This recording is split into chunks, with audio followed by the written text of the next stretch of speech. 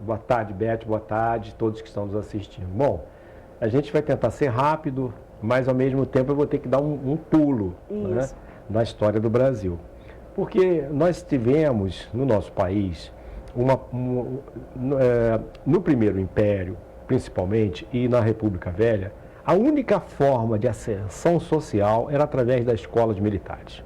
Faculdade só era para gente rica. Aliás, mulheres nem faziam faculdade. A primeira brasileira que fez a faculdade de medicina foi nos Estados Unidos fazer, em 1859. Laurentino Gomes é que trata disso.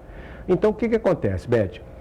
Os cadetes da escola militar, que eram na Praia Vermelha, eles tinham participação ativa na política.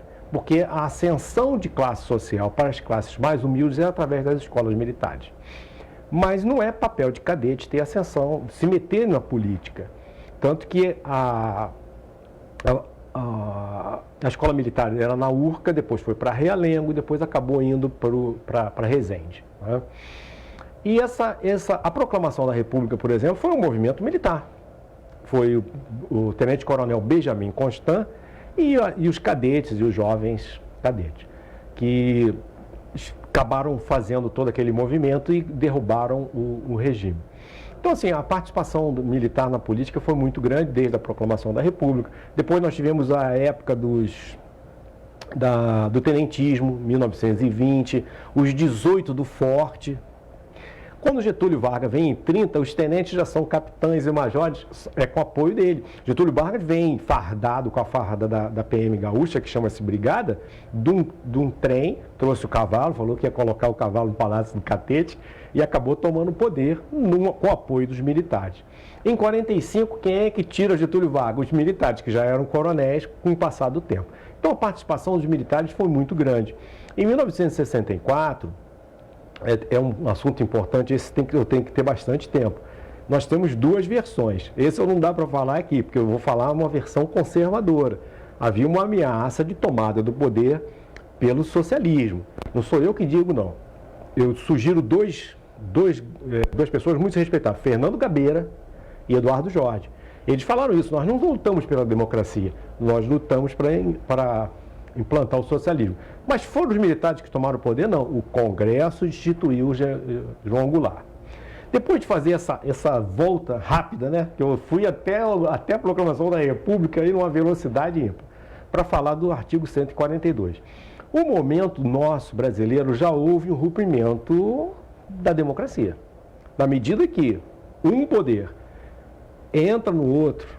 Recentemente, o ministro Alexandre de Moraes proibiu que o vice-presidente da Câmara de Vereadores fosse escolhido pelo PL. Então, a invasão nos outros poderes, nós estamos vivendo uma ditadura do judiciário no Brasil. No caso específico, o senhor está falando do STF. Do STF, né? De um modo geral, a gente assiste diariamente invasão no Executivo e Legislativo. Já tivemos um programa onde nós tratamos aqui sobre o Legislativo. 3 matérias, que eu não vou repetir, que mostraram o Supremo legislando.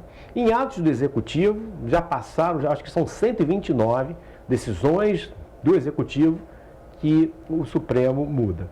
Então, realmente é um momento de muita tensão nacional e nós estudamos aqui, na semana passada, 2 grandes juristas falando sobre o artigo 142. A Beth falou, mas como fazer? Essa é uma grande pergunta. O que fazer para restabelecer, para que o judiciário fique dentro da sua esfera de atribuição? Da semana passada para cá, teve alguma novidade? Da semana passada tem o ministro, o presidente da República fez uma notícia crime contra o ministro Alexandre de Moraes. Quem foi o relator? Ministro Dias Toffoli. Só que, Beth, o básico do magistrado é quando recebe uma notícia crime é mostrar para quem? É dar vista da quem? Ao Ministério Público, que nesse caso é a Procuradoria-Geral da República. Sim. Não, ele em menos de metade do dia, eu não sei que jurista é esse, que eu para responder uma peça, e às vezes eu levo até uma semana, ele em menos de meio-dia disse que não tinha nenhum crime do Alexandre de Moraes. E eu li a peça, muito bem fundamentada pela Advocacia Geral da União, mostrando diversos delitos que ele praticou. Mas qual o crime, coronel? Bom, quando se instaura um inquérito, como ele instaura, e o Ministério Público pede arquivamento, o artigo 28 do Código de Processo Penal é claro. Se o Ministério Público pediu para arquivar, ninguém pode continuar. Então são violações, e aí a gente já conversou sobre isso. Está acontecendo isso porque nós temos uma grande mídia que assiste. Por como não gosta do presidente, aceita essas invasões, essas violações de direitos. E nós já falamos do perigo disso, né? Porque hoje, por exemplo, eu não gosto do presidente, eu estou batendo palma para o Supremo. Mas se amanhã o Supremo usar esse mesmo poder para cercear a minha liberdade, será que eu vou gostar? Não é disso que a gente está falando? Sem dúvida. Então as pessoas estão misturando, porque não gostam, estão achando que tá bom. Estão achando normal. Estão em silêncio. Quanto tempo a gente tem para eu poder me posicionar? 1 minuto, eu acho. 1 minuto? Nossa, fui de avião até o início da formação do nosso país.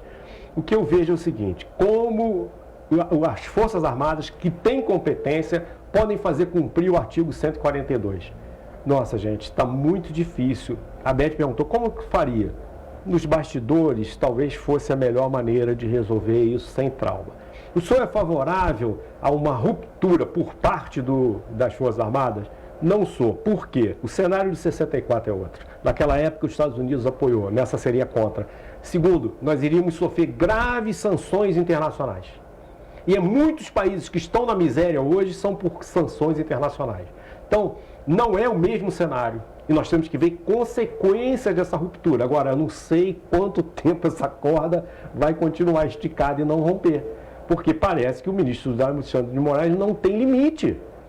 E, aliás, a gente não pode nem criticar. Eu quero lembrar, para terminar minha participação, que ele começou com esse inquérito das fake news, Beth, como?